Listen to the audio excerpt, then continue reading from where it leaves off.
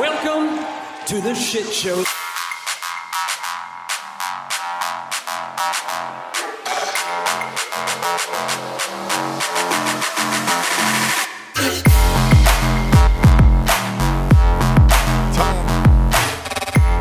AEW Dynamite was last night. AEW All In is this weekend, which, if you are in the Kansas City area, we encourage you to go down to the Comedy Club of Kansas City. Check out thecomedyclubkc.com for details. They're having an AEW All In watch party. I will be on site.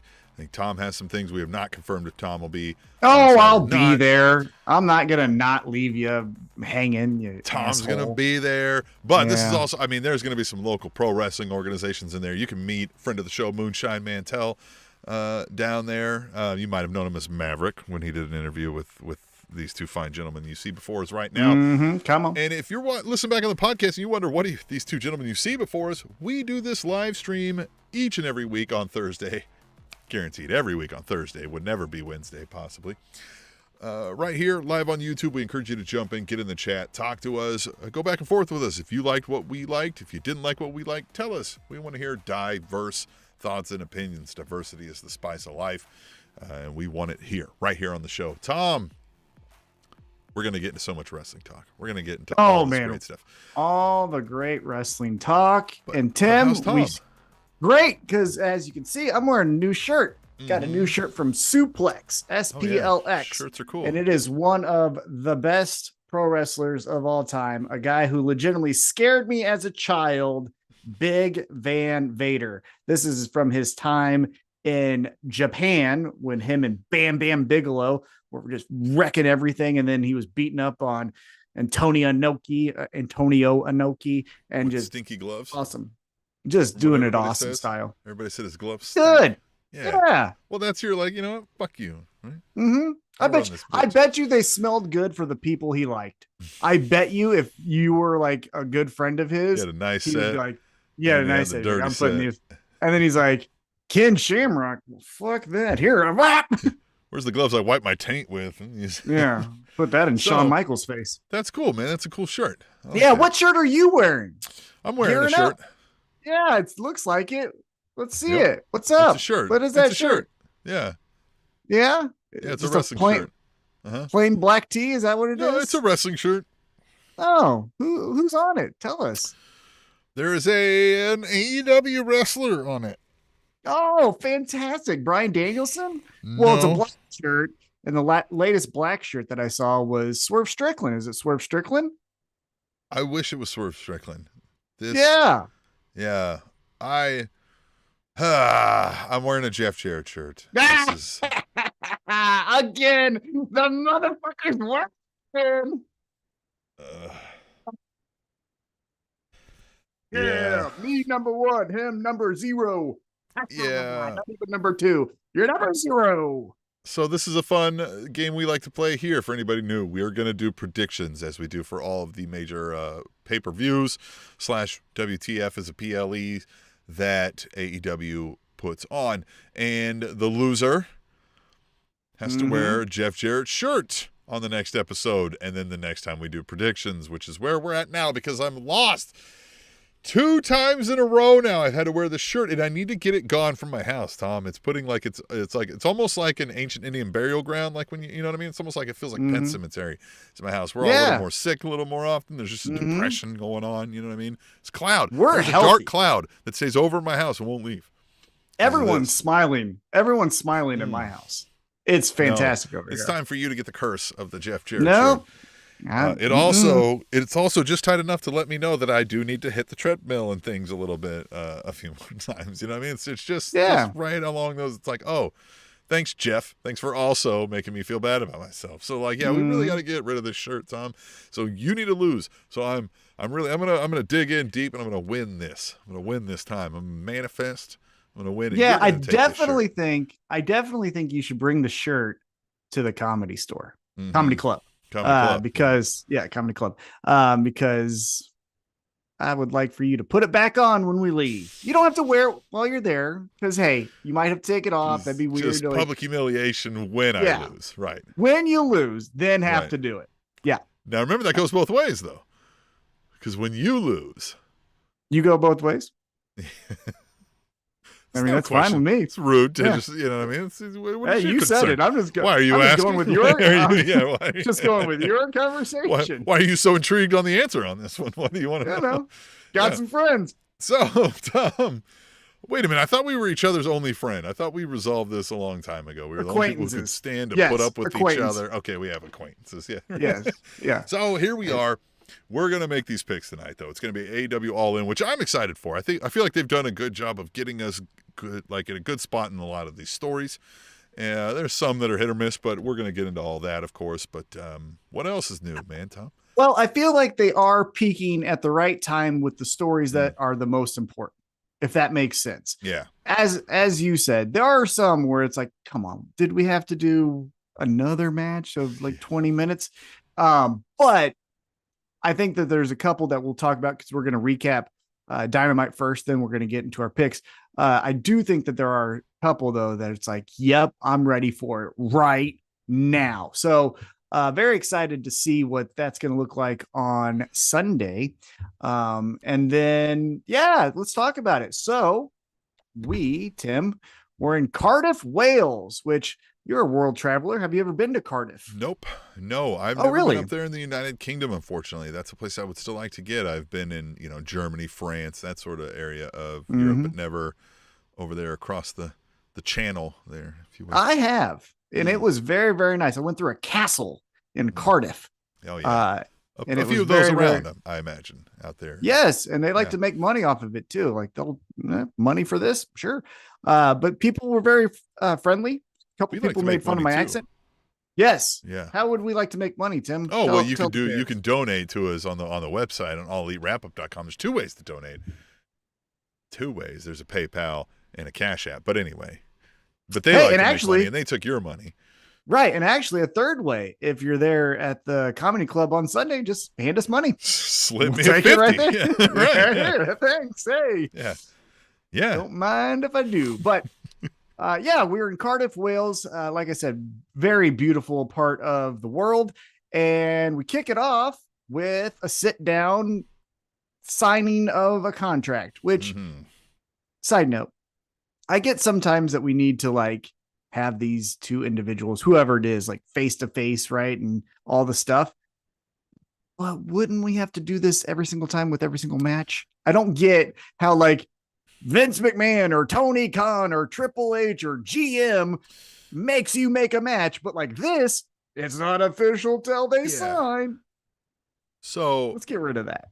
Analytical mind here, right? By trade, by just, by how I am, I'm going to break this down. And let's say again, we're a kayfabe world. Like this is, if I'm suspending my disbelief, I'm watching a professional fighting organization. And you're right, Tom. Each, at least figure, okay, so each fight then has to have a contract before each fight, which is weird because sometimes we go, and that match is right now. But that's neither here nor there. So this, we're going to do a big contract for. So not all of them, though, get the in-the-ring live TV time signing, right? So we're going to do a showing of that. So why? We would be particularly picking out a subset of them. So we say you've agreed to no physical violence. Well, that's usually one reason we might want to have it on, right? Because it's testy. So like, but we just said we're not going to do that. So that's, again, it feels like you said, like it's hard for me to believe. I know it's not real, right? We're not supposed to believe, but it's like, why would you do this? This doesn't make any sense. You do it here one time, you don't do it another time. And like you're encouraging this fight. You say don't fight, but you're encouraging this fight, right? Yeah, I agree. But we do kick it off with Mercedes Moné and Dr. Britt Baker, DMD, doing a contract signing, which would make their TBS championship match official at All In London. Here's what I was going to say about the contract signing, though. Again, I think we should either not do it at all or utilize it. And this is how I was thinking about utilizing it. I was thinking about a character such as MJF, where he's the champion right now, the American champion. Let's just say he wins against Will Ospreay at All In, which we'll do our picks later. I think from there, we should have an angle where he's like, I'm not signing. Like, let's just say, hypothetically, we build up Lance Archer, right? Let's just say it's a Lance Archer type of wrestler. And he's like, I'm not doing it And then they're like, you have to. He's like, no, I don't. I haven't signed anything. It's like, you have to sign this contract. He's like, not going to. Like, not going. Then like, you're gonna be fine. He's like, okay, I'm fine with that. Like, MJF, you're gonna be suspended. Yeah, sure. And then like Lance Archer's like, you're signing this fucking and it's like the boogeyman. You know what I mean? He's like, I'm not signing the damn thing. No, I'm not. Yeah, instead of like Money in the Bank, he's bringing a briefcase to him to make him sign it. Exactly. Yeah, like you make him, put him in a corner, and then you can say like, love it. You know, we're gonna strip you of the championship, and then he could either say like, fine, I don't care, or we could trick him, right? Hey, sign an autograph. It was the thing, or I beat you up and sign it in your blood. So we build up whatever. Some kind of fight, right? Even no matter who this is, and then it's the week before the big pay-per-view, and we're all like, all right, what's on the go home show? And we're gonna have the contract signing. The curveball is one person picks up the contract and rips it up, and is like, to hell with this fight. You're a bum anyway. I don't need this money. And they're like, no, you're going to get fined. And it's like, let's say it's MJF. He just slaps that briefcase down. He's like, there's your $150,000. They're like, the fine was only $75,000. Like, keep it. Right. And just like, you know what I mean? And then they're like, what in the fuck? Right now we got this gaping hole. Everybody's pissed off at him. Yeah. And he's just, she's chilling at the bar. Like, what? I got a day off, man. Fuck it. I didn't sign that.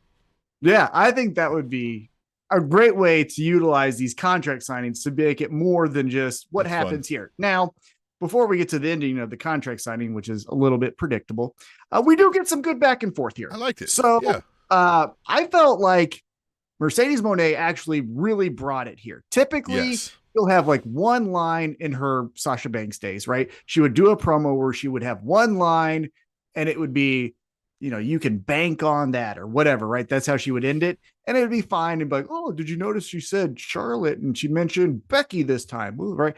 But this time, I mean, she was going after Britt Baker saying like, I'm actually all in. You were too scared to do this. That's why you got a dentist degree. Fuck you. You're not all in. You're all nothing. One of the most real things I've heard from the double character of Sasha Banks, Mercedes Moné, of that. Yeah, this one felt, again, like she was speaking not from a cue card that she'd remembered and didn't realize to think of how you would say it in a normal conversation, because this felt like normal conversation. Her voice inflection was on the normal spots. Love this. The funnest part of this was when she said, that's why you went and got your little degree. And Excalibur was like, I don't know that I would call DMD a little degree. It's pretty hard to do. But all right. Yeah, it's pretty hard to do. Yeah. But then Britt Baker comes back, and I think the line of the night for her, at least for me, was when she said, hey, when you did this women's revolution, you were one of 4. I'm one of 1. Yeah, good and it's line. like, God damn. Now, here's what I will say with the 4 of these women: Becky, Mercedes, Bailey, Charlotte. Not to say like we cut it now, but like this is the last year. I don't want to hear that these 4, we can't, right? We're not talking about Lou Thez anymore. You get what I'm saying? Like, the passage of time has moved on. We've established what the fuck. Let's talk about what you're doing now, right? This is a business of what have you done for me lately, right? Dolph Ziggler still isn't world champion. You know why? Because he ain't fucking doing it in WWE. We're not doing this on the men's matches of going back and every time we bring somebody up, be like, remember that match they had in 2012? Yeah. Where, you know, it's like, well, I mean, no, I don't remember that match they had back in 2012 anymore. I don't. Well, yeah, to even more of a point of that is like, for example, I don't remember. Now, again, someone can put in the chat or write us later. I can never remember where Randy Orton, Brock Lesnar, and John Cena were like, we came up together and we changed this industry. They called it ruthless. Like, no one really. We made fun of John Cena saying like, remember when you said that? And we kind of called it that generation. But like, remember? And he's like, yeah, it failed. Because that's the thing people forget. Side note is that fucking failed. He didn't like slap Kurt Angle and then become the fucking man. Yeah. He did nothing until a Halloween episode. A bunch. Like, this is not to say. This is not to diminish the sacrifices, the athletic abilities, the work abilities, the greatness that all of these women bring to their craft. What we're saying is other women were just as capable and were just as good. WWE made a conscious business decision to stop holding women down and selected the ones that they liked that they had at the time. So, I mean, like, yes, Yes, they did things women never had done before in WWE. Mm-hmm. But that was because like they were finally allowed to do it, right? Like Exactly. Yeah. I'm a hypocrite because I just thought of something cool. You could do Mercedes Moné, I'm the greatest of all time. I brought in a women's revolution. And then walking up, putting her hand in her face could be Saraya saying, "What'd you say? Yeah. You forget about who the fuck came Yeah. first? Mm-hmm. It was me and CM Punk's wife." And she could even say that, like not say her name, just like CM Punk's wife. And we were the bitches that brought this shit to the realness. She could just say me and AJ. Yeah, just say, yeah, exactly. And we were the ones. So that's the deal. It's like, honestly, that's and then the do deal. a It's like, fight between there.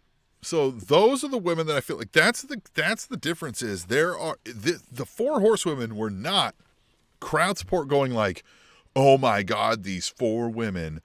No, we're going to boo you out of the building if you don't put them in front of us. They were cheering Paige and AJ like that. Mm-hmm. Those two were gone at some point, and WWE was like, oh, people really like that women's thing. We should focus on that now, right? We should stop. It's 2000, whatever. We should stop. We should get with the 90s and let the women shine.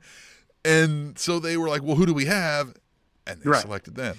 But I'm saying, like, from a feud standpoint, that would be fun, right? That would be great. Now we're gonna settle it, right? Who was 100%. The best of all time? Right? That would be fun. Anyhow, 100%. But we have Britt Baker. Yeah, we have Britt Baker. We have Mercedes Moné. They're talking their shit. It was really good. I will also say one other note. Britt Baker, home run after home run, 10 out of 10, A+. Every time she has a battle feud or on the mic, a promo feud with anyone from the WWE, fucking ethered Ruby Soho. Now I know she's pregnant, but like that was the end of her. You know what I mean? Yeah, no, I agree. Did that to her. It was done. Mercedes Moné, she killed her, but it was a good battle. But like I still think Britt came out on top, but that's just me. So like anytime you have a former WWE talent, send Britt Baker out there, you know? No, I think Britt Baker came out on top. I will say this was not like top 5 all time from Britt Baker, but I do think this is one of the better ones we've seen from Mercedes Moné, Sasha Banks in a long time. Mm-hmm. So in that regard, I'll say like who gave higher end of performances they could, probably Mercedes Moné, but I think, the winner of the promo battle, who you're like, right, was the DMD. Mm-hmm. Yeah, it wasn't 10-7, but it was a 10-9. All right, then it ends with Britt Baker saying, I agree to not hitting you. Yeah, it's 10-9, 10-7. But she goes, I agree not to hit you, but this bitch, every time you hit someone with a microphone, it makes me giggle. I don't know why. Just maybe it's the noise, but just that pop, right on the side of the head. And then, you get the fun stuff, and then they leave. And then Britt Baker's saying, we should do it at the comedy club. We should hit each other with microphones. Oh, each other? I was going to say the crowd. Or just anybody. Yeah, anybody wants to come up. You give us $1 and we'll hit you with the microphone. Say the wrong thing, I might do it. You know what I mean? That's how you can donate to the show. I like this. This was a nice twist, and I don't recall, and correct me if I'm wrong, if somebody else has done this in the past, of we agree not to hit each other, right? Well, we find some creative way to not hit each other, right? Or hit each other while not hitting each other. But this of like, that's right, I agreed to not hit you. I didn't agree to not hit this bitch and then beat them up and throw them into them, right? Like, that was fun. That was fun. What was not fun was the next segment because it had Chris Jericho. And the Dynamite Kid, Tommy Billington, looks like it, wrestles like the Dynamite Kid. Looks like the Dynamite Kid, wrestles like the Dynamite Kid. Obviously, they're related, so that makes sense. All the rage about this guy lately, though. They're all saying this guy's got some future ahead of him. Yeah, okay. Here's where I'm going to push back on that. I'm not saying that he won't, but I can't think in the history of wrestling, and again, correct me if I'm wrong, I know you have Ric Flair being Nature Boy, and then there was Nature Boy Buddy Rogers, right? So like that would probably be the easiest comparison. But like the direct, like I guess Cody, you could say too. It's just I haven't seen someone really be successful when it's I look exactly like the thing you used to love. You know what I mean? Like I also just all right. So to the viewer, here's what we don't see.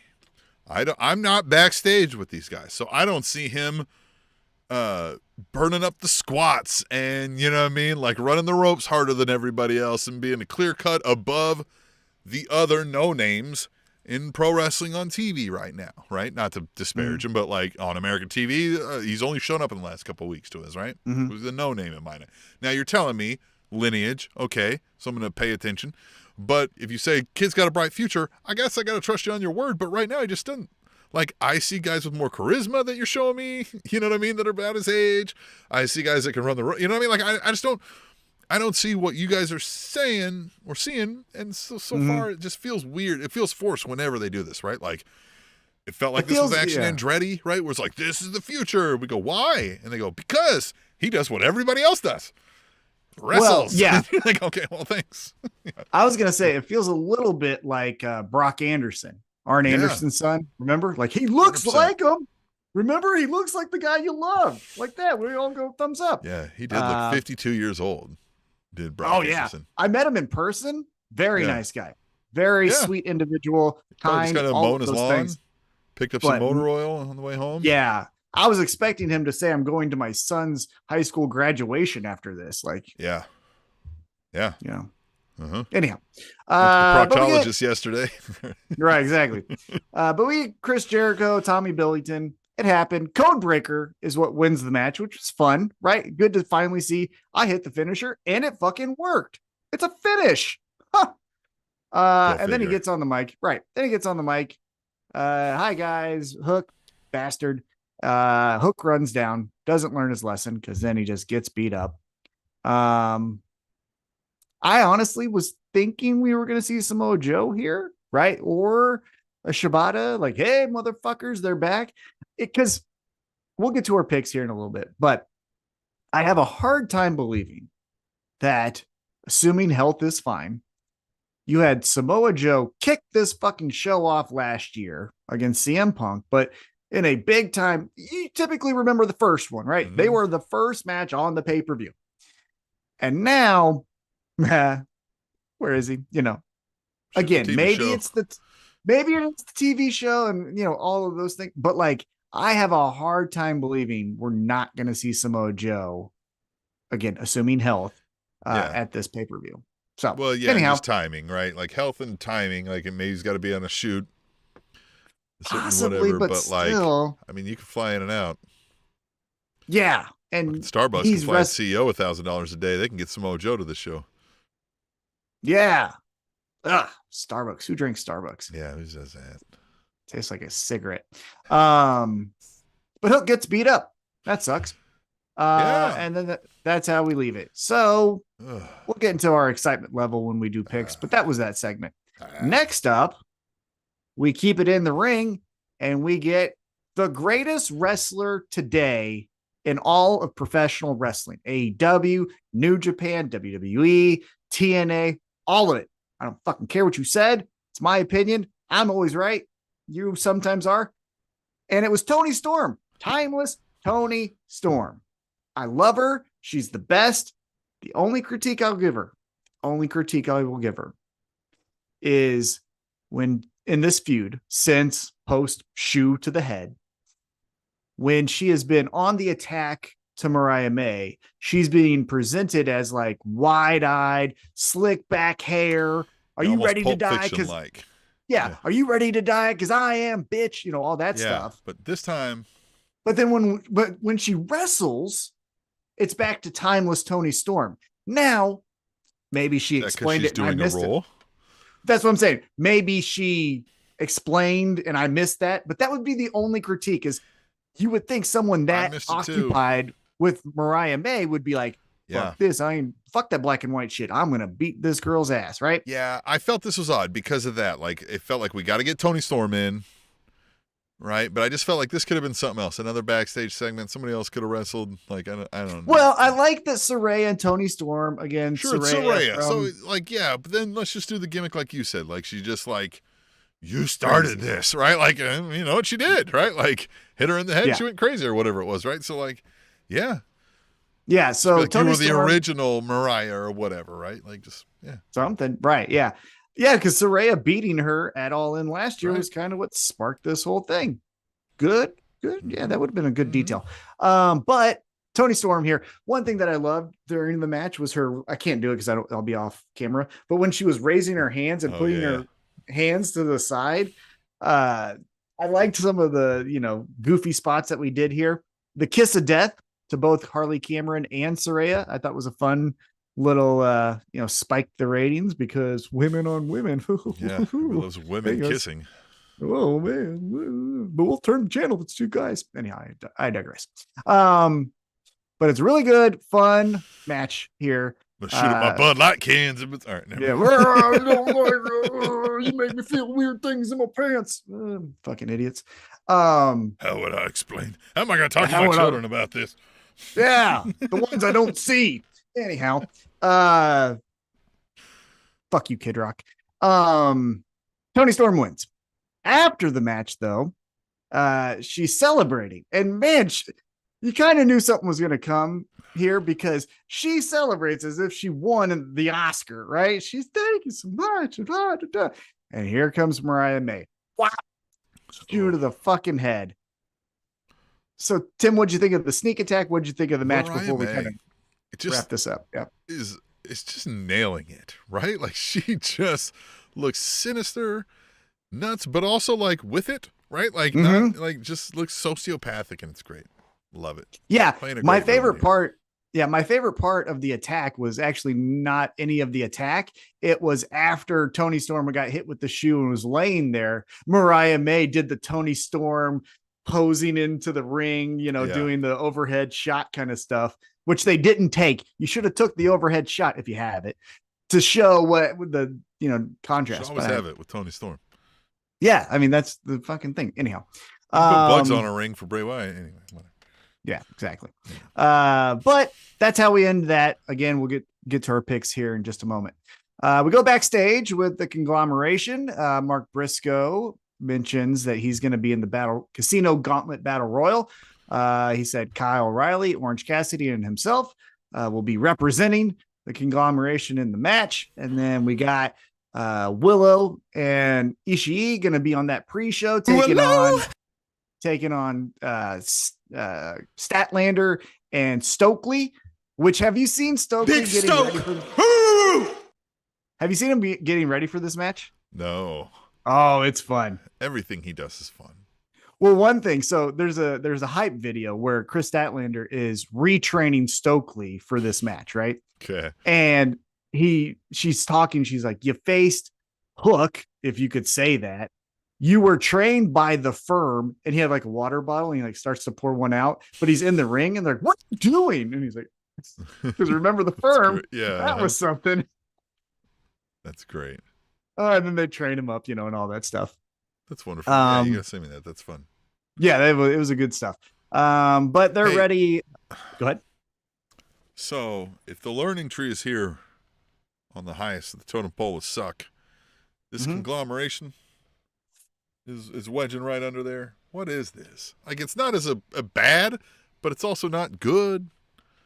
The thing that I don't like about it is I like all of the pieces individually. Orange Cassidy's one of my favorite. Willow's one of my favorite. Mark Briscoe's obviously one of my favorite.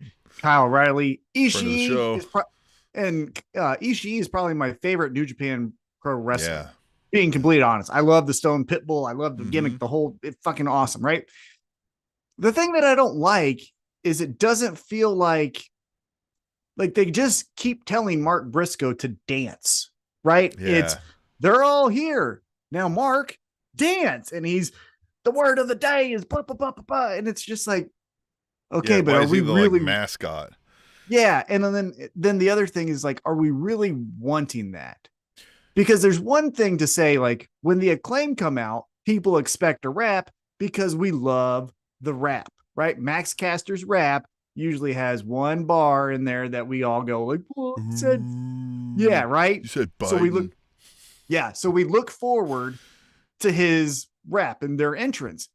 With the conglomeration, when they're standing there, I don't start to say like, oh, what's the word of the day, what's Mark? Mark Briscoe gonna say today? Yeah, that's my miss with it. Ishii looks like a hunchback Kurt Angle. Well, I mean, he's the best. Yeah, he's awesome. One of my favorite matches of his, and one of my favorite matches that I've ever seen in person. Again, it gets overshadowed by that fucking jerk CM Punk. But at All Out 2022 that we went to, when it was Ishii versus Eddie Kingston, that match on the pre-show fucking ruled. God dang, I love that match. You know what else so rules? much. We got somebody in the chat. Mick Brooks says, "What's up? What's up, Mick? Join in. Hey. Join us as we talk about All In. We're talking about Dynamite. We're going to make some predictions. We're going to, predict All In, and the loser will have to wear a shirt. What shirt? That This shirt. Jeff Jarrett's shirt, which sucks. And I don't want to wear it. So hopefully I'll win this one, and Tom will have to wear it. But join in as we discuss AEW. Tom, where were we? Yeah, we were after the conglomeration, talk that shit. We get some more talking of the shit, but this time, oh boy, we turned up the heat. We have the AEW American Champion, which I'm reading this from AEW. So apparently, is this championship going to be called the American Championship? I mean, why not? We'll see. But it's MJF and Will Ospreay, and they meet face to face before their AEW All In London match. And here's what I'll say: the crowd insane for Will Ospreay. Of course. I mean, Ospreay for the whole thing, going nuts for this. To the point where they were sometimes chanting, and I think he was like, "Hey guys, I only have this much time. Like, I can't pause every single time you do my name," kind of chant stuff. But yeah, he was off the charts over in Cardiff. And apparently, and I don't know this, but Wales and England have a beef or whatever. Because he even mentions, like, I didn't expect an Englishman to calling it England. Yeah, well, that was what Chris Jericho said. He was excited to be in Cardiff, England, and they booed the fuck out of that. Yeah. Being American, not knowing my world history, I didn't know that was such a beef. Now, I've been to both places. Neither one was like, we fucking hate each other. So I will say that. Anyhow, but he's over. Now, one thing that I loved and one thing that I was like, well, is he played to the audience. So he brings up some TV show I never heard of, and he brings up some like miracle spray guy that does like commercials where he's like, bang, the dirt is gone or whatever. Yeah, sure. I love that was a moment for them, because you would hate, in my eyes, if you went to Cardiff and all you did was American references, right? You're like, motherfucker, we watch you over there. Stop talking that. So I liked it, but for me, I was just like, bang to you. I don't know. What did you think? Bang, pow, back, guy. Right there, back at you. Yeah. Bang, bang, bang, bang. Yeah. Right, fellow kids? I agree, though. Eating out of the palm of his hand, this crowd, we're there to cheer for Ospreay. I love MJF. It is this weird line of like, yeah, America, but also like, America? And so he does it well. And just, wearing the most atrocious suit and digging in. But I like, again, this back and forth. They found ways to keep it personal without just being cheesy America versus England or whatever. That's what I was going to say. The pivot here, and this was one of the stories I was going to mention that I'm excited for the pay-per-view on Sunday. This was the note you wanted to leave on, right? All the stuff before it was kind of hit and miss for me, but this was the note where you're like, yep, I want to see that 100% now. Because as you mentioned, they got personal. So the thing that I thought was interesting is the best stories is when both people are honest or both people are right, Vulnerable honesty is a term I like to use. Because MJF says here, hey, they asked me to come back early because you weren't fucking cutting. Suck. Yeah. Right? The ratings were going and all this. So they needed MJF to save the day. Here's the counterpoint. Will Ospreay says, oh yeah? Last year at this fucking pay-per-view, I didn't even work for the damn company. And Tony Khan's saying, hey, we need you on here because we need a good match. We need to for sure have one good match. Goddamn, both are right. You know? Now, I love the main event of the first All In. I think Friendship Rules was great. you could say sports entertainment, but motherfuckers, we're not watching real fights. Yeah, so exactly. I know. I like I sports hate when entertainment people are too. like, yeah, I hate when people are like, oh, it's so sports entertainment. And I'm like, the fucking thing we're watching? Yeah, Oh, I know. it's You they're mean the doing thing that makes we us watch? smile? Yeah, they're doing the thing we watch. Oh, fucking crazy. Anyhow, I digress on that. But they're going back and forth. They're doing their whole thing. And then we see the slip up because Excalibur even says, I think he said the quiet part out loud, where Osprey starts getting into MJF and was like, they used to love you. And then, you were all about yourself. And he just cuts him off and he says, they did love me, but then you showed up and you ruined it. And then like lost it because up until this point, he wasn't getting a 10 out of 10 on the emotional scale. He's kind of keeping it right there at a 6-5 playing level. a game the whole time. Yeah, but this one he shot to a 15 and then had to come right back. Yeah, his realization too, where he's like, "Oh fuck." Yeah, he knew he said the quiet part out loud. And maybe because I think, and this is whatever we do a AEW podcast, but I'll kind of speak to the whole thing. I think the two most interesting pro wrestlers of the last 4 years are MJF and Hangman Adam Page. And it's because they're this fluid complexity of good and evil, right? Like, honorable mention Tony Storm, but yes, this complexity of like good, evil, like the why the good versus evil and when, like the depths of character, I agree with you, is unmatched with Hangman, especially that run. Yeah. Of the, and now the Anxiety Hangman, and even now, yeah, and then MJF's entire run. Run. And yes, shout out to Tony Storm. I would say Tony Storm just kills it every segment, right? Like her complexity, but every time she's the best pro wrestler in the world. The other honorable mention that I was going to say, again, we're an AEW show, but I do enjoy him a lot, would be Sami Zayn. When he did the whole bloodline thing, that was fucking awesome. And the Kevin Owens, is he my friend and stuff. And then post all that, the can he beat Gunther at WrestleMania or Walter at WrestleMania? Loved it. Anyhow, back to this. So he says that, and now what the fuck do we do? Credit to MJF. He gets right back into it. He goes, hey, you know what? You're right. Motherfucker, you're right. You are the shit. You're a great person, better than I've ever been. You're a good friend, a great husband. And speaking of that, talk to your wife today. And then Osprey's like, cut it, which was kind of cool because it felt real where he was like, cut it. No, stop. Right.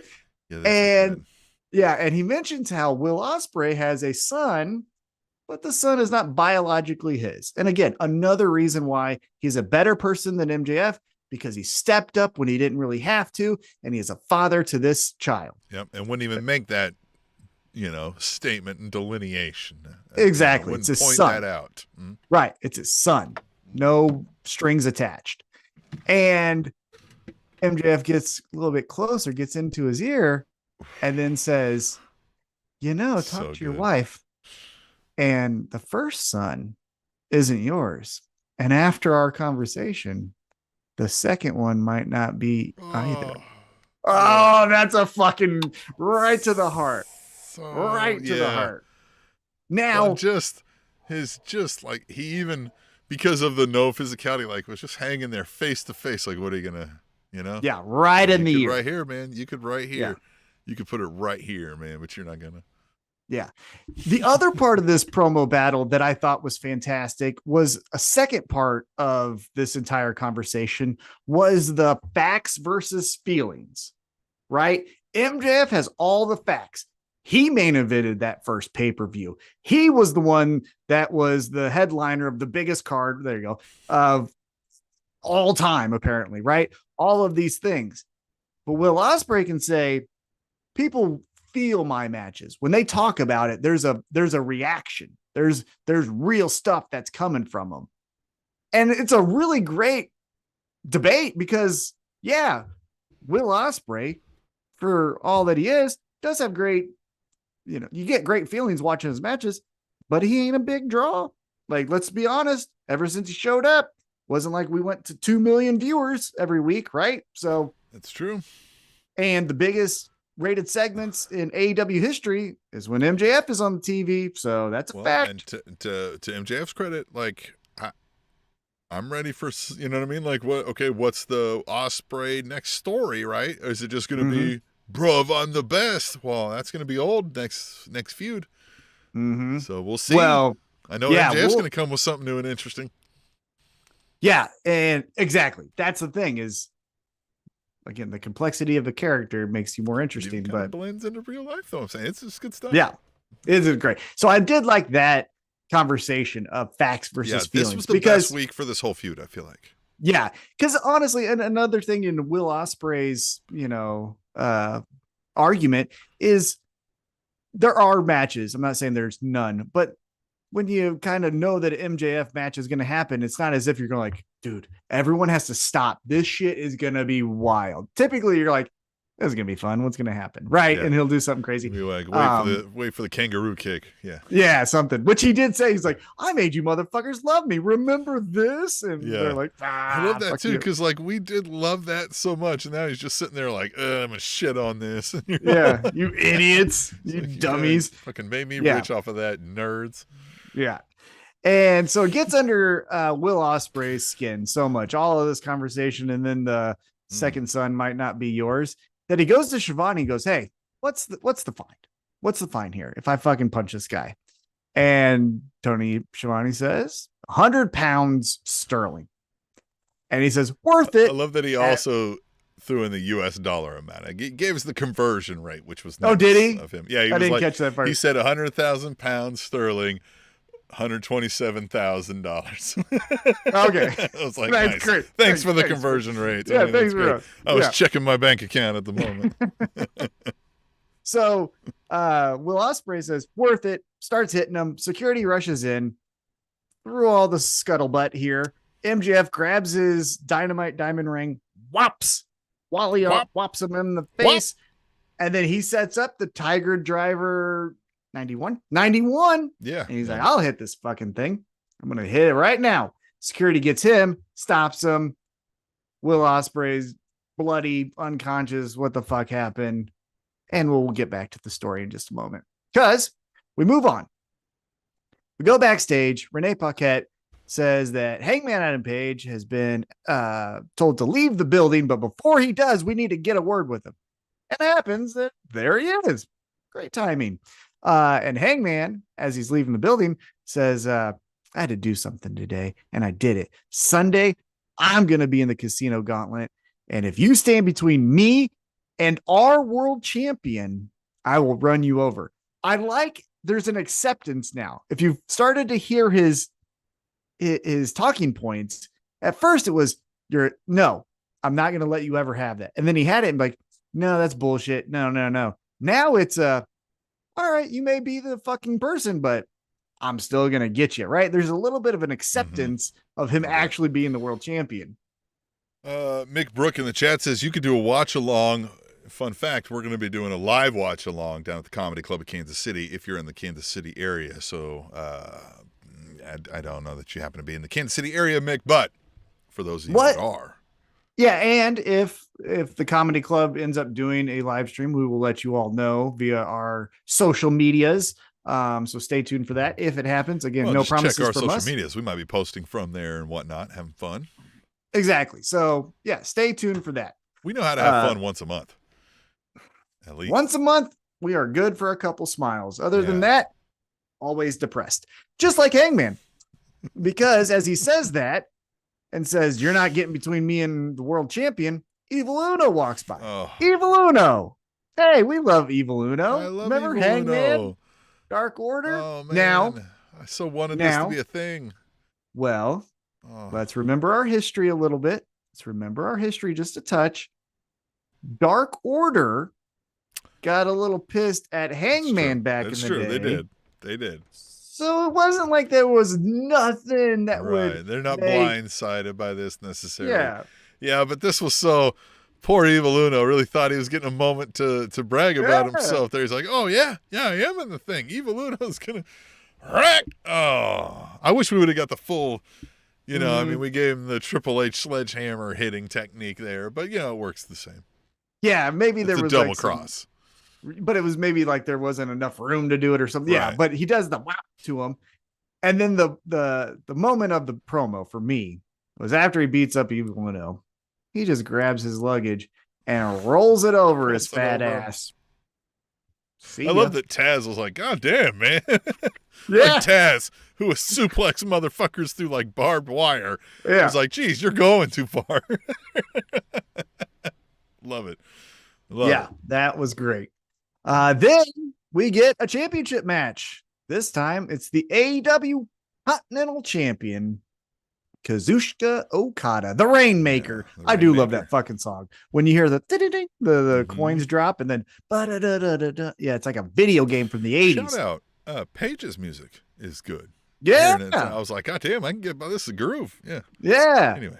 Okada's though makes me feel like I'm about to pick a Street Fighter. You know what I mean? It like does. It does feel like a video game lead up fight, almost like in a montage, like the Tyson's knockout when you're doing like the training stuff, like that kind of thing where you're like getting amped up. Like, getting ready to go to a prize fight. Exactly. That's what he does. My reputation, the respect of my friends and family is on the line. And it is here because he's taking on Claudio Castagnoli.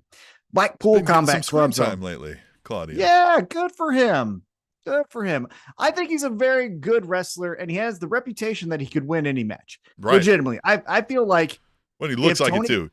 You look at him, you're like, yep, that guy could win a fight. Yeah.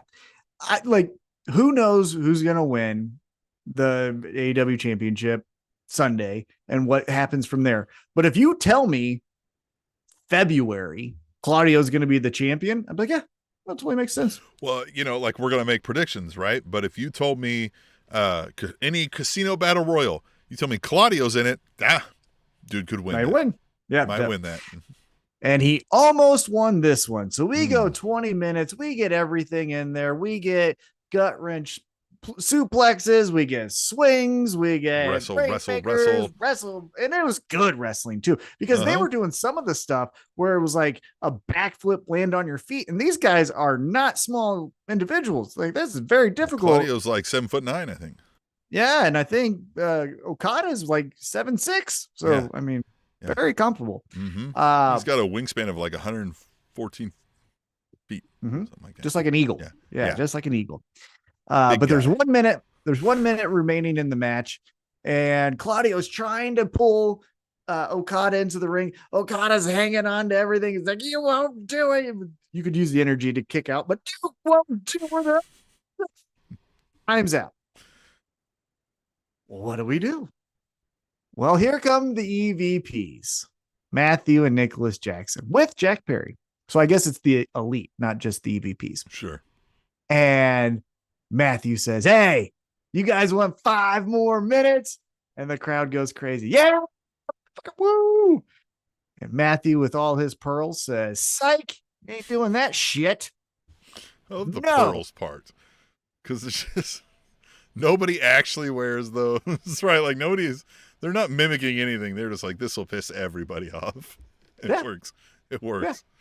Yeah, it's almost the equivalent of like the early 2000s when guys would like paint their nails and like, motherfucker, look at it. Like now that's want to get in a fight, right? Now that's more accepted. So it's like, now I'm just wearing pearls. Yeah, right.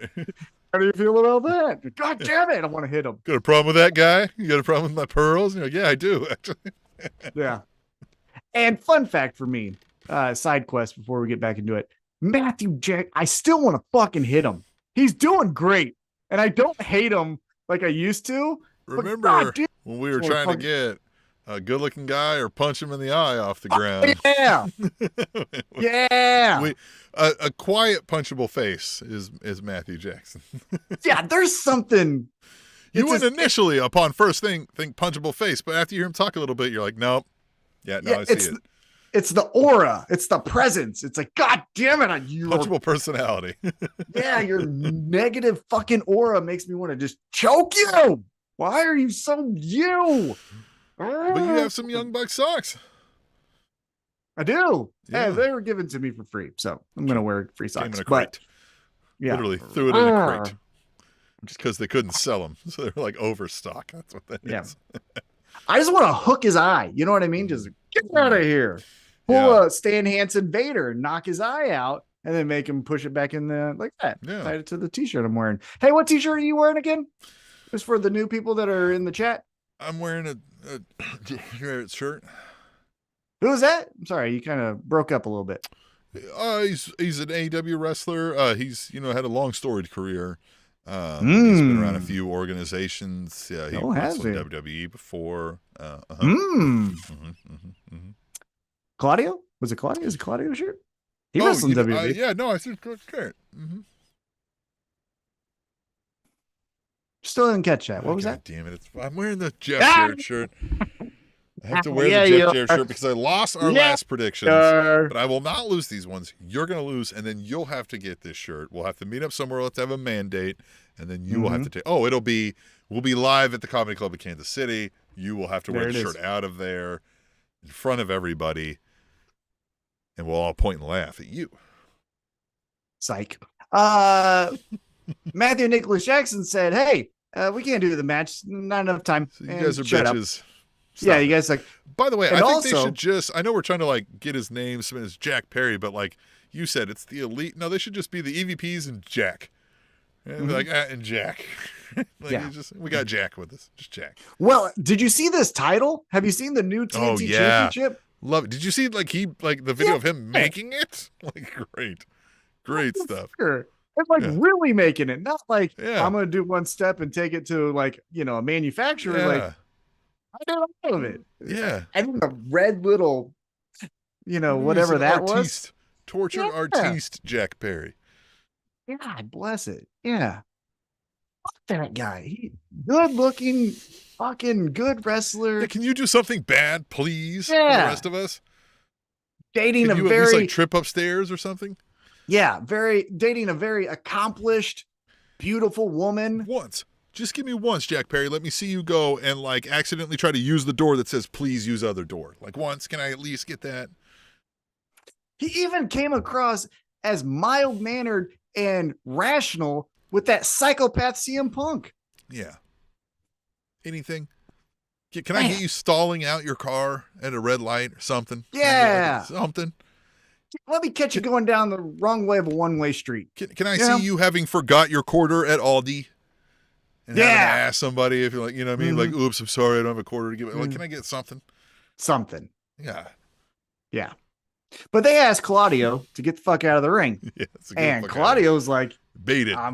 he's like, I'm gonna put my mouthpiece. Well, I think they said we're gonna come move you, and he's like, bitch, dude. Try it. Yeah. Which is great because I would have loved them see them try. Well, so we kind of do. So we about get the face off here, and then Darby Allin's music hits. This is where we kind of miss just a little bit. The urgency, right? As we just said, the Elite are about to beat up Claudio. Darby and FTR necessarily don't care about Claudio, but they definitely do not like the Elite. So you would think they would want to beat up the Elite. But Darby comes out and is like, if your music hit right then, again, I got to think you either said, hit my music on the way out, or somebody saw you run by and they went, oh shit, hit the music.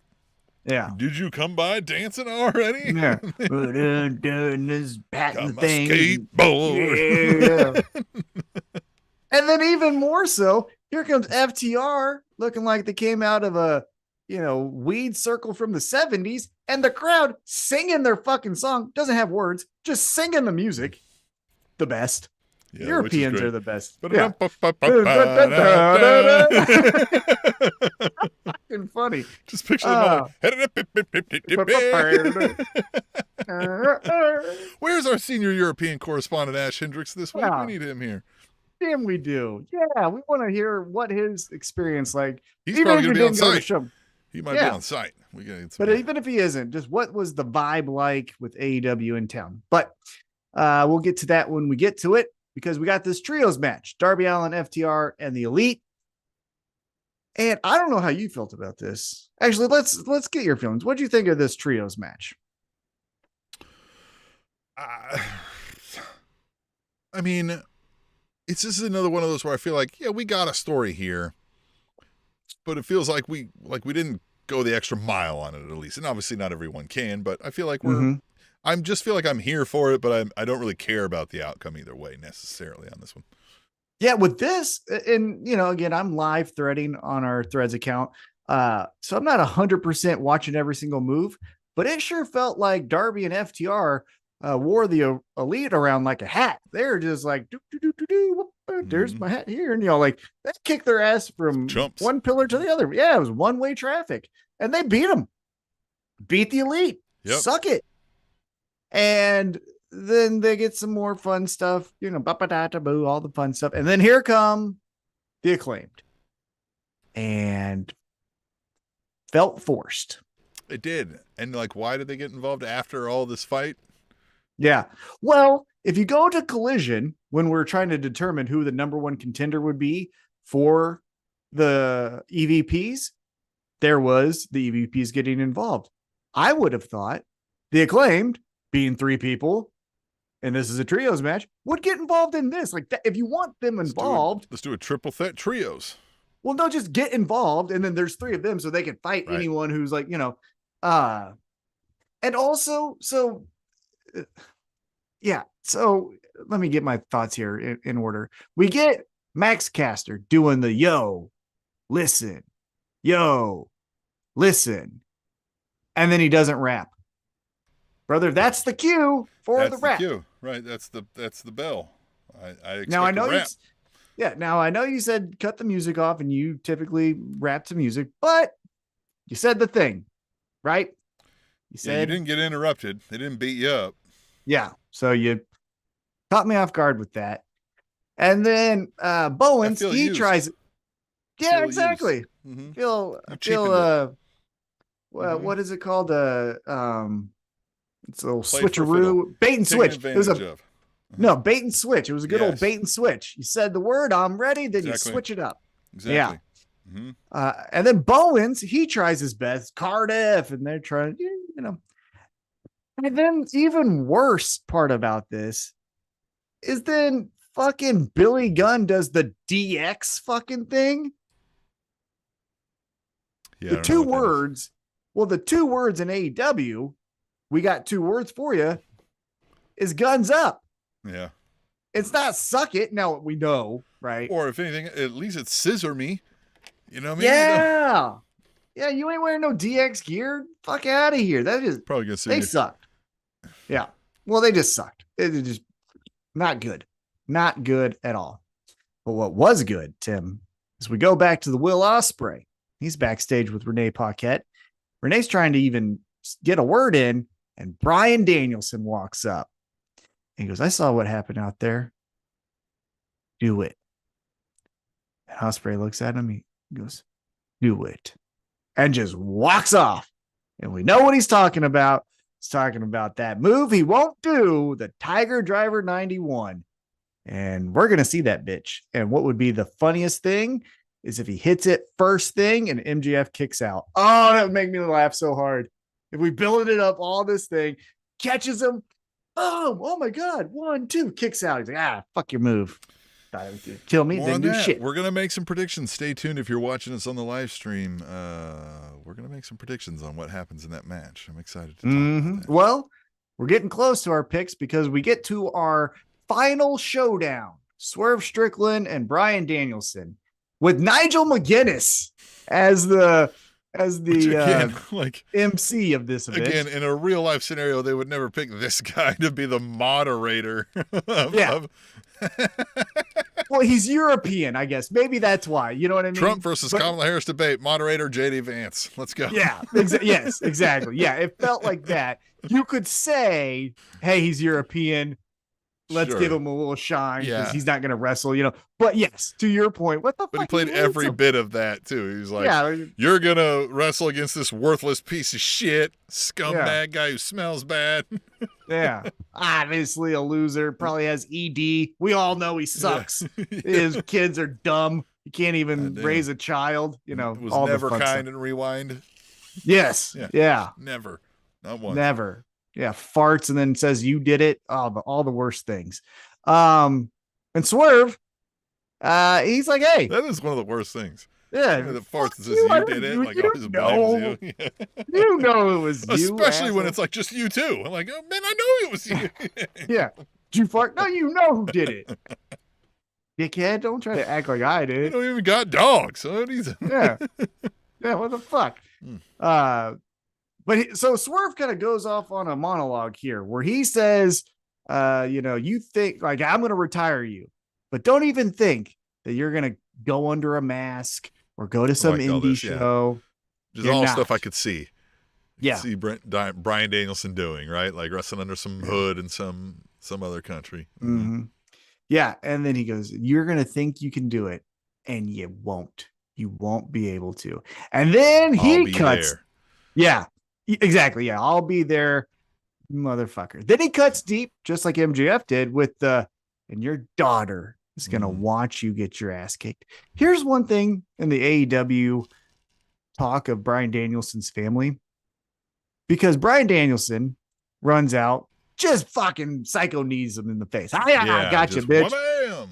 And then he gets on there and he's, Bryan Danielson, the fucking American Dragon, or the American fucking Dragon, whatever it is, right? Well, he said I know everybody throws this around, but we all goddamn know I'm the fucking best. Yeah. And that's the shit. Yeah. That was that part of it was like, we all say, but yeah, for the last I know, you know, years. they know.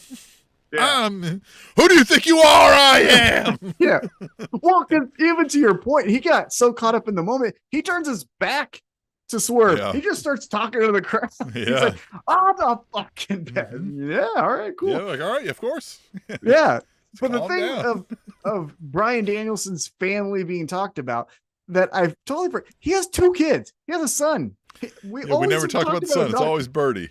Yeah. The daughter. She's going to be scarred for life. Son, yeah, well, he'll mow some yards. He'll be fine. Yeah. He'll eat a vegan hamburger or something. We'll forget this. Yeah, probably. But he says, Bryan Danielson, that is, after he says, for the last 25 years, I've been the fucking best, and I'm going to do it for the people that have believed in me, for the people that have driven these roads with me, been in those locker rooms. I'm doing it all for them. Excalibur's like, this is what we've been looking for. This is what Jeff Jarrett wanted. This is what Eddie Kingston wanted. Which, side note, Eddie Kingston's promo on Collision, where he's like, what's up? You guys think I'm coming back? I'm not. This shit, it's got some time. But Danielson, you a bitch? Yeah. Fucks up. Like, I'm paraphrasing, obviously. Yeah, but that's essentially it. That's good. Yeah, it's good capturing of it. Yeah, he's like, you a bitch? Dog. Yeah. That's You're not the bitch guy I out know. of that, are you? Yeah. Yeah. Nah, you're a bitch. Don't be a bitch. Are you gonna? Nah. And then just leaves it at that. But Bryan would be a bitch move like your bitch ass to bitch out, wouldn't it, bitch? Yeah. Bitch. So don't. Yeah. So you're gonna so be a do bitch? that, bitch. Yeah. I think you're gonna do that, but I hope you don't, bitch. Love it. But then at the end of this promo, Bryan Danielson says, there's only one question, and it's, will Bryan Danielson beat Swerve Strickland? Yes. And I said this to my wife. So we all do the thing. So you just did it. Everyone does it as you do it. So do it one more time, just for the people watching the video. Yeah. Yes. Bryan Danielson's never done it that way. Bryan Danielson always shoots it out and hard. He real chicken wings in the elbows, and he goes out. Yeah, yes. Yeah. Does he have a shoulder problem? Does it hurt his? Maybe, but yeah. So he just It's kind of like the Macarena, where everyone thinks it's all this stuff, but if you watch the video, it's just like it's almost jazz hands, right? Like he's just bringing it, but he's just pointing with them, right? Like they're out. Mm-hmm. They are definitely out. Yeah. He almost comes out to a T. Right? Yeah, he's like, rah! But yeah, so that's how we leave it. Bryan Danielson saying, coming for that title, motherfucker. What's up? See you in a couple days in London. Here's this, though, to Danielson's chant. If we were all doing what he did in the crowd, it wouldn't go over as well. We'd be fucking poking each other in the neck. Who cares? Yeah, touch someone. You know Spilling what I mean? beers. And shit. Hey, get off your fucking phone and touch someone. You know what I mean? Put your finger in a hole. Get off your phone and touch someone. Boy, if we were naming episodes still. Yeah. You know what I mean? Put your finger in a hole. See what happens. We came up with pull your head out of your apps. Yes. Yeah. We need to revive that. Pull your head out of your apps. Indeed. That is our tagline. Except for YouTube, because watch us on your phone. while we're doing our live stream. Yeah, That'd don't be pull great. your head out of that app. No, Subscribe no, on no, that no, app. no. Zone Yeah. in. Yeah, just keep it right there. Substack You know what I mean? app. Sign in on that. Check us out. Right there. AllEliteWrapup.com, whatever app your internet browser is. As a matter of fact, keep your head in those apps. Yeah. Who on said the to give PayPal them app out? where you'll donate. Yeah. Who told you to stop that shit, dummies? I don't think Keep your that head in those podcast exists anymore. No. No. No. So yeah, Tim, let's get All right. into Sunday's picks. Let's do it. So this is again, anybody listening back, this is Thursday night. So if anything gets added on the Rampage or the collisions, we are there. know. We didn't pick it. So we're going to go off of these right here. We're going to just pick a winner. Point for getting it right, no point for not getting it right, and loser's got to wear this shirt right here, which you can find at Pro Wrestling Tees, Jeff Jarrett shirt. I don't know why you would, but all right. So let's go, Tom, right here at allelitewrestling.com. They have. Side note, your shirt's off-centered too. That's the other thing about the Jeff Jarrett shirt. It's off-centered. I don't know if all these Jeff Jarrett shirts will come like that, but this That one. one. Look at my shoulders, right? Yeah, I gotta do that. Look at that. Like, Jeff, come on, man. You made that one himself. Yeah. You made All that one right, himself. we have the World Trios Championship is on the line. Christian Cage and the Patriarchy take on the Bang Bang Gang and the House of Black and question mark it says TBD in a London ladder match. The TBD match is Top Flight, the three of those guys, versus Pac, Claudio, and Yuta, right? Which definitely signals to you and to me that the Lucha Bros are gone. Yes. Because that should be Death Triangle. That would be them. And yeah, so it's probably going to be it's Pac, Claudio, Yuta versus who? Top Flight? Top Flight. And it's a ladder match. I would think Top Flight. I would think, because I think either one of those teams is not winning it, right? So yeah, and they got to do some fun spots. And I think you could easily do Pac hates Claudio, fuck this shit, and then we're done. Remember, something like that. I still feel like the Patriarchy comes away with this. I feel like it would hurt them to kind of lose this for no reason and not have them a purpose. I feel like it's easy to get heat with him coming out with 3 titles draped on him right now. And gives him something to do. So I feel like the Patriarchy wins this. What do you think? I think we're gonna figure out a way to keep, because I think a pivot will be to Christian Cage saying, I'm going after all these championships, something like that, right? And I still think we need the Luchasaurus / Kill Switch leaves the group because fuck all these people kind of thing. I'm a dinosaur. If that happens, we want our money. But I don't think that's going to happen at All In. So I think they retain for that reason. Yeah. Mick Brooks says, "Who is the T-shirt?" Oh yeah, well we covered that. It's Jeff Jarrett. Jeff Jarrett. Thanks for asking again, Mick Brooks. JEFF JARRETT. I just watched this. It never comes clean. Mm-hmm. All in London, the World Tag Team Championship is on the line in a triple threat tag team match. FTR taking on the champions, the Young Bucks, versus the Acclaimed. What say you, Tom? Going EVPs. I think you still got money and all of them having titles and all that kind of fun stuff. We have the power and we also have the titles. I think they can still do stuff with that. So for that reason, I am going EVPs. I feel like that's a good answer, right? Like that's an easy answer because either of the other two options isn't really lighting the world on fire, right? Like there's nothing for them built in. But I could see where Young Bucks also feel like they don't need it, and let's get the tag team division rolling again, so let's go FTR, right? I don't necessarily see the Acclaimed coming away because I feel like they're stuck in a Rooney, if you will, of not having anything to do. So I'm a little torn here, and I don't know if I want to hedge our differences for later, but I think I got to go big or go home, and I'm going to go FTR wins this. Oh, man. Thank you. You are totally fucked. Yes. See what this shirt does? Makes you take Makes you take Dumb choices. chances. Makes you make choices you would not otherwise make in life. You know how much fucking money I've lost in Bitcoin? No, I'm just fucking.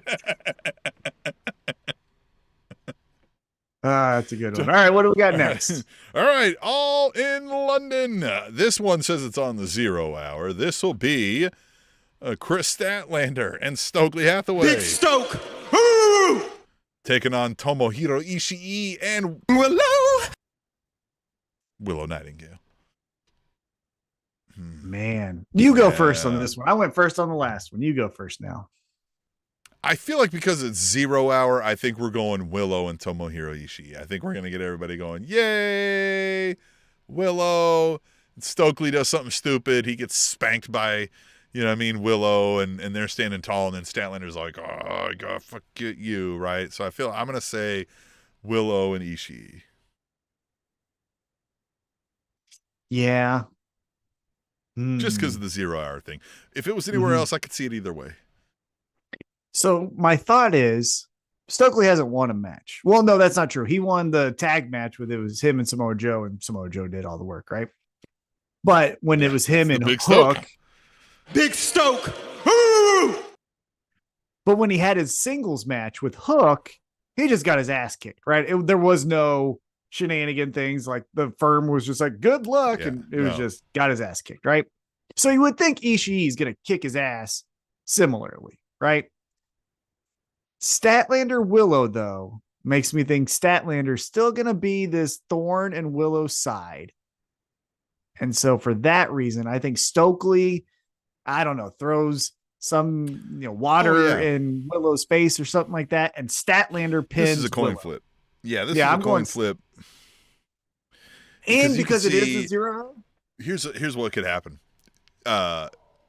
Statlander suplexes Ishii or something when he's about to end Stokely when the ref's not looking, and she drags Stokely's lifeless body on top of Ishii. Now Stokely gets the victory, and he's out there bragging forever how he beat the Stone Pitbull. She's literally fireman's carrying him out of the ring, right? Like, and he's like, I'm the best. Yeah, and that's why I was thinking, because it is the 0 hour, we need something silly to create like not a viral moment, but like oh man, that's fun. I'll check that out. And Stokely doing something dumb would, I think, do that. So I'm going those two. So this one, we don't have a whole lot of details. We know some people that are in on this match, and it's the Casino Gauntlet match, right, for a guaranteed world title shot. So now we have a world title match to predict a lot later, which might steer your decision here. But we know Hangman is in on this. We know Evil Uno is in on this. Maybe. He might not show up now. We know what we said, Kyle O'Reilly, Mark Briscoe. Is that right? And so there's going to be some others. I'm going to take a wild guess here. We saw, spoiler alert, if you didn't see online, Ricochet is signed with AEW. This is tailor-made for him here, right? What?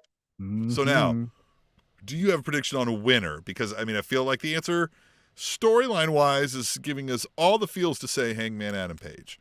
But, I feel like you could continue the Hangman Adam Page story either way, right? He does not have to win this. No, he can continue so he could lose it. Yeah. Ricochet could win this thing. But I'm going to take the safe bet. I'm going to say Hangman based on the only story we've gotten out of this match. Yeah. Because here's a thought. If it is Ricochet, like what we saw, Hangman could then say, hey, motherfucker, welcome to this side of the street. I'm going to beat your ass. Out of shoes. Well, no, Ricochet wins, and then Hangman says, you said you stand in my way? Yeah, motherfucker, you didn't realize, you must, because obviously you weren't here. You didn't hear me say on Dynamite, get out of the way. You come in here with smiles and flips. Now I'm going to kill you, right? So I could see that happening. I think we still see the tortured soul of Hangman Adam Page. So, yep, hell yeah. So I'm going Ricochet. Why am I more convinced that you've picked everything right and I've picked everything? Anyway. All right. This fucking shirt. This shirt is a curse. Shirt is a curse.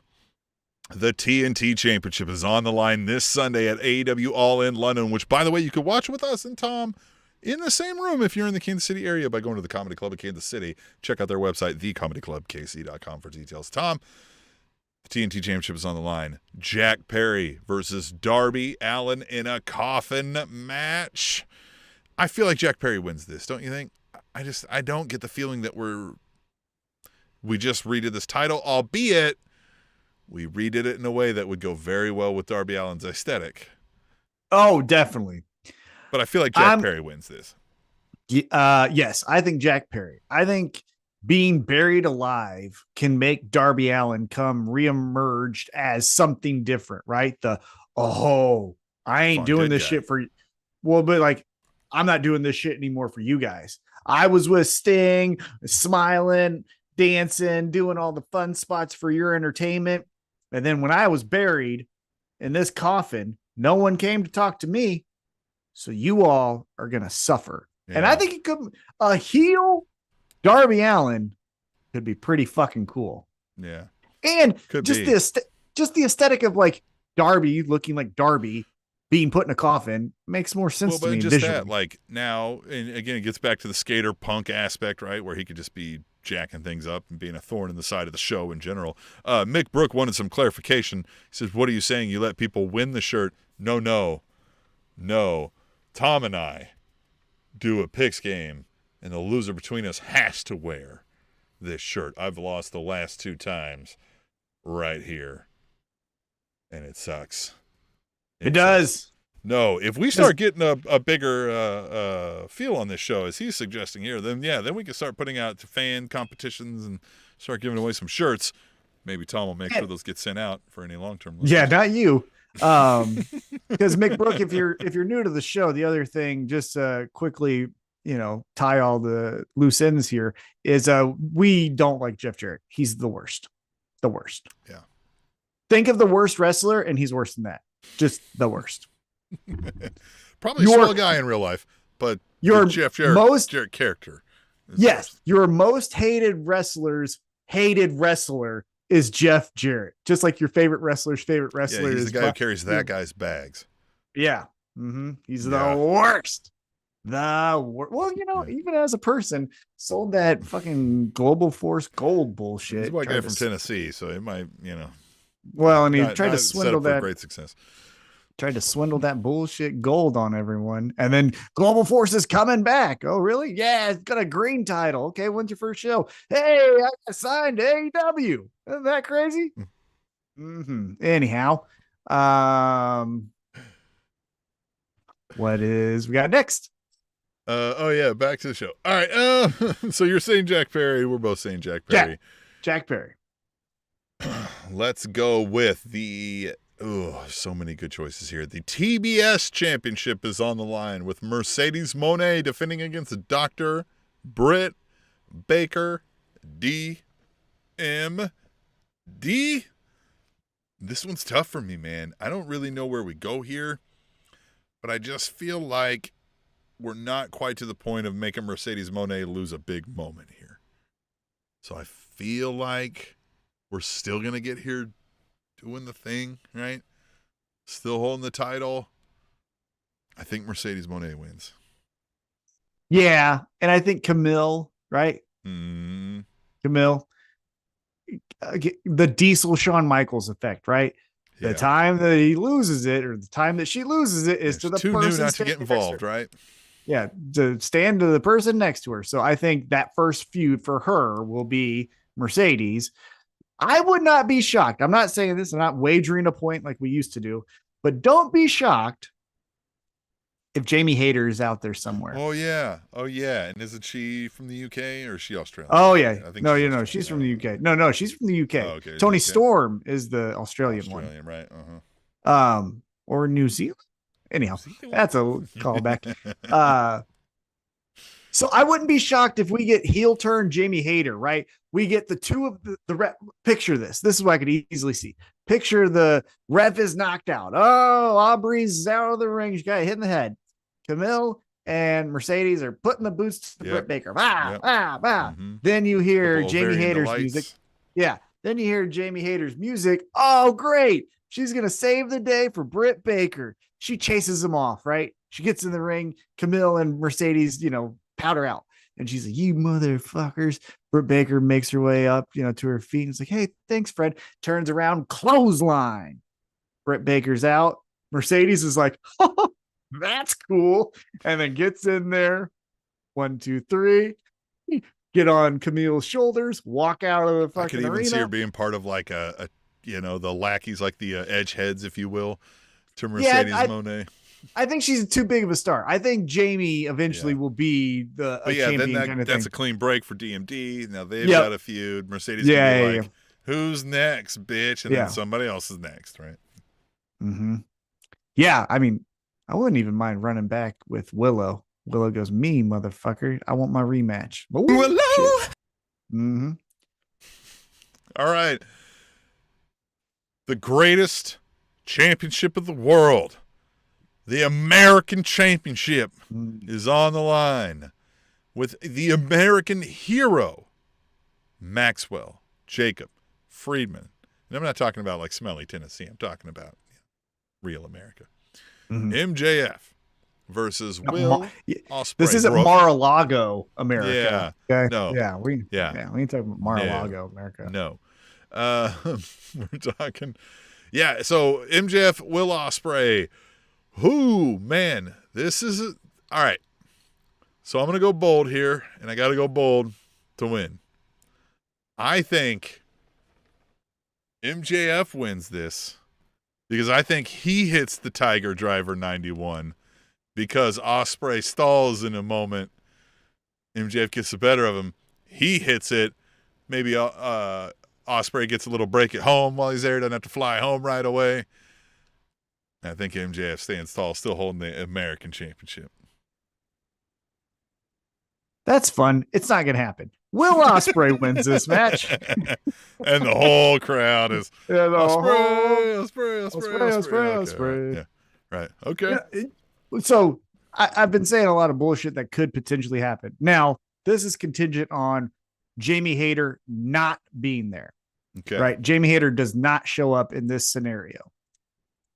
Wardlow coming out and being like, oh, motherfucker, you're riding high again? I still hate your ass, and cost MJF the title, right? We ain't ever going to be friends. And I'm kind of like how Hangman hates Swerve. Wardlow could have the same kind of stance where it's like, you ruined my life for so long. And, fuck you. I gleefully forgot about Wardlow until just now. So did everyone else, apparently. I want to fuck you for that. Anyway. Oh, say what? Oh, go both ways. You want to fuck now I got to remember Wardlow. Thanks a lot. Yeah, I like it. I'll never forgive you for this. Our friendship is forever altered. Yeah. That's how it happens. That is how it happens for me. You remind me of Wardlow, you sick bastard. So you think Ospreay's winning, through some shenanigans there still, but Ospreay still mostly clean, right? Yeah, well, and the other reason is I don't think MJF's going to go up 2-0. Now, that would be awesome. MJF could be like 2-0, Ospreay, me, but I don't think that'll happen. I think we're going to have Ospreay. It would be cool if MJF, the better choice would be MJF, right? To really make everyone fucking eat it, because last year he was the top of the world, everyone's celebrating him, all that, and then this year it's a but it is an easy moment. Last year you were on high, so go out here and let the other guy look good. So you're not wrong. I could foresee that, but I still something's telling me all this Tiger Driver 91 stuff is not necessarily going to help Ospreay in the long run. It might hurt Ospreay in the long run. It might be him who suffers the blow. That would be cool. I do like that. Idea. All right, so now we have 2 World's Championships left in the remaining matches. We have the Women's World Championship, and we have the Men's World Championship. Which one you want to guess first? I am going to go with the better story. I'm going to go with Mariah May and Toni Storm. I think that should be the main event of the fucking show. Now, Bryan Danielson, arguably one of the greatest of all time. If you could see in my background, I have a signed Bryan Danielson photo right there. Met the motherfucker. Spent a lot of money to do it. Think the world of him. But better story for me is the women's title match. So that's what I would have main event. If you disagree, neat. So I'm going to talk about that one first. I think we are going to go through hell, fire, brimstone, angels, heaven, and delight. All spectrum of good and evil, bad and good, the best of the best, the worst of the worst. I think we're getting every fucking thing here. You're talking Mariah May and Tony Storm here? Yeah, the women's match. Yeah, the women's they're going to go. I mean, they're going to go all out for this. I think we're going to see Luther somehow. I think we're going to blood. I think we're going to hear screams. I think Mina Shirakawa might get involved. She might get bloodied and fucking taken out of strike.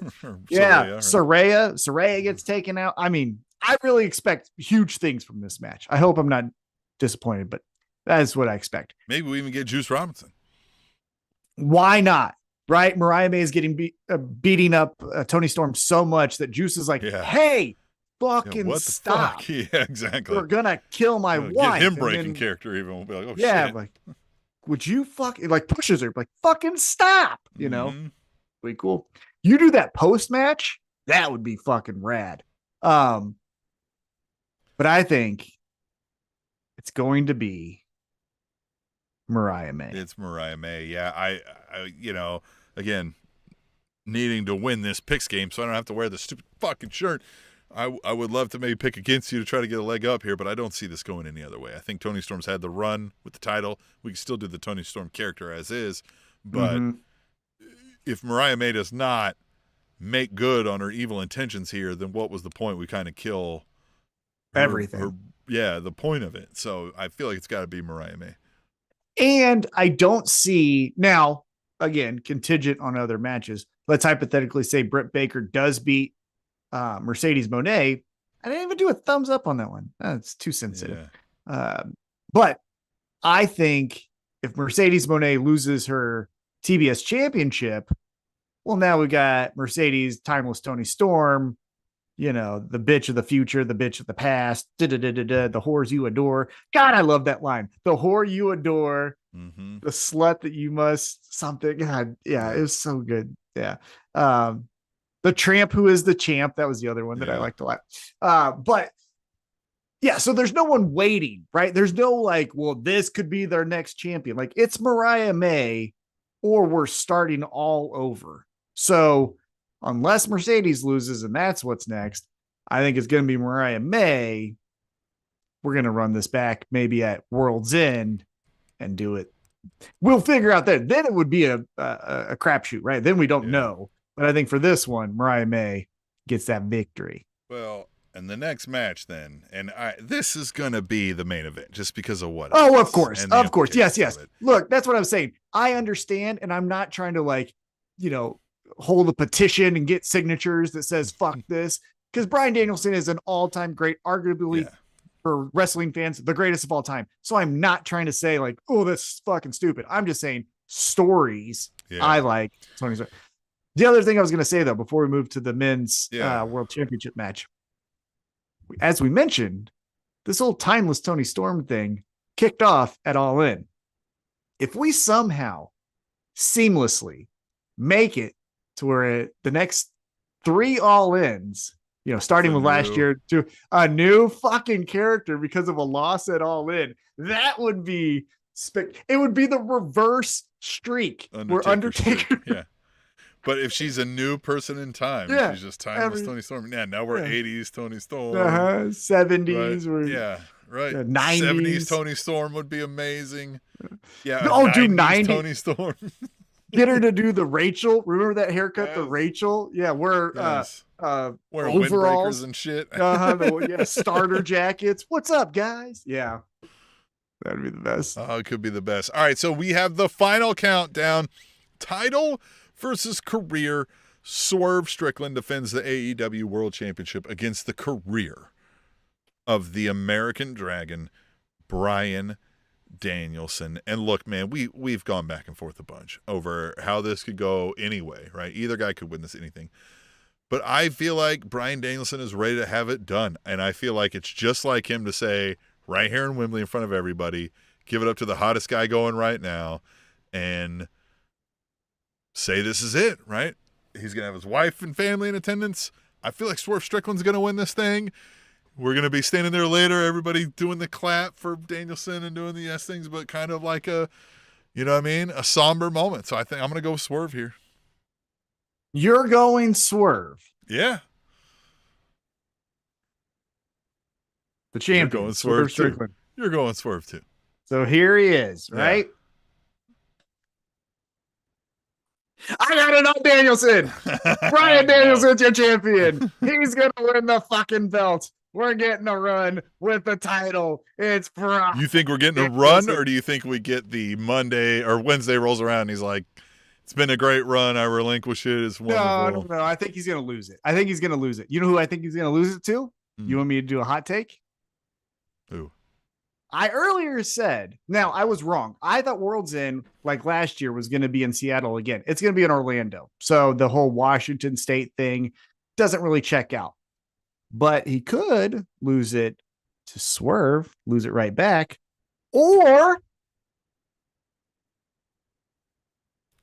Eddie motherfucking Kingston. Darby fucking Allin. Darby Allin as your champion. Who's more AEW than Darby Allin, other than MJF, right? Huh? Well, Jack Perry. Well, Jack Perry. So you could get that. So you could get Jack Perry fresh off of victory. Bryan Danielson Wednesday doing a celebration of the life and times of Bryan Danielson. Jack Perry comes out and he's like, you know what? I don't think you're worth it. I don't think you're as good as you say. And I think it's my time. You know what I mean? And just, we got 2 titles here. Let's fucking, you know. Or another easy, like, again, we could do some easy stuff because I don't know when the next pay-per-view is. So maybe it couldn't be that easy. Yeah.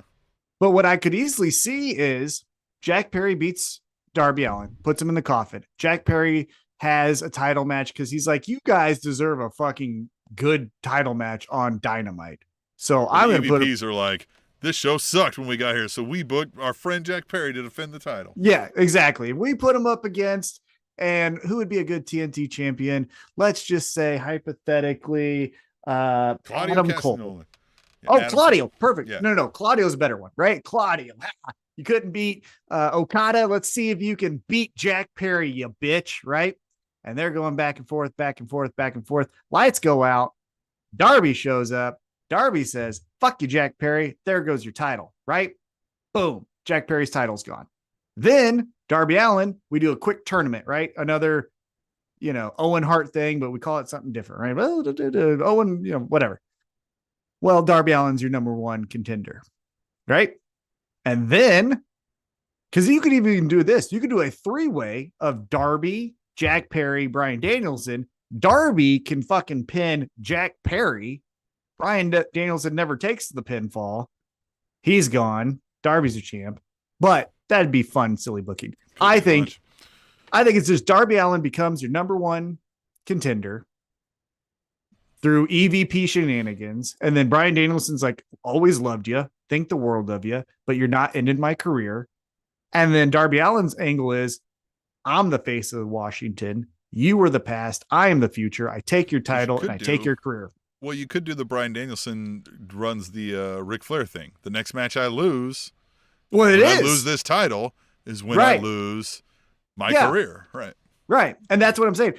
That's where Darby would be like, hey, man, you're a great champion. You represented the state of Washington better than anyone in the past.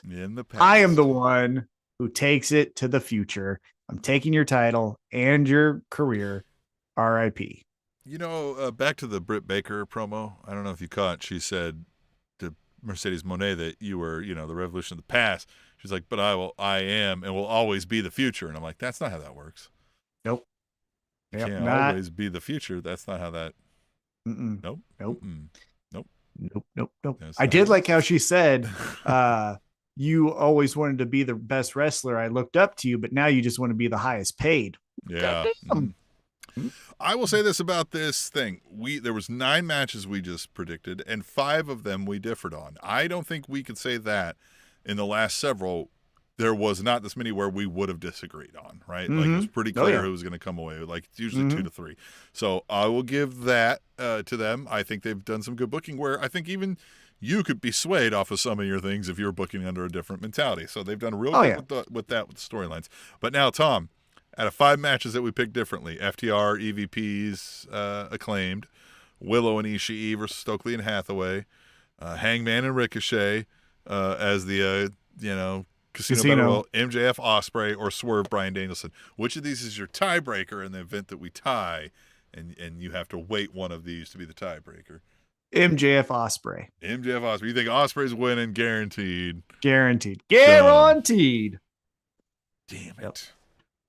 Oh, man, I feel like I'm going to be wearing this fucking shirt for like a whole nother year. I might give it. I can't have an early Spanish announce table run like you had of just never getting this right and have to wear this shirt. The earliest was you, remember, because you thought John Cena was going to turn on every fucking paper. So there, he should have turned heel for those like that run. But then it would have been great. But then we took a break, and then that second iteration, that's when I couldn't get a fucking thing right. Nope. Yeah. That was when we were like, we're gonna put the points up on the website, and then it just never. We were like, oh, we're gonna take this down. Nope, let's not do that. Keeps getting wider. Yeah, all right. I'm excited for this. We want you to tell us your predictions. So if you were not live with us, hit us up, aewrapup@gmail.com. That's also where you can send each week. You can send an email, a video, or an audio call. We'll play it right here if you send it in, provided it's not, illegal or terse or whatever, right? Like send us something about wrestling. We'll talk about it. And just check out allelitewrapup.com. If you are in the Kansas City area, I cannot stress this enough, and on Sunday, and you want to watch All In with some wrestling fans, join us at the Comedy Club of Kansas City, thecomedyclubkc.com for details there. Tom, I'm all in on All In. How you feeling? I love it. I can't wait. I am so excited. A lot of stuff up in the air. And like Tim said, if you're in the area, come hang out with us. Come hang out with us, and we'll see you next week right here on the All Elite Wrap Up.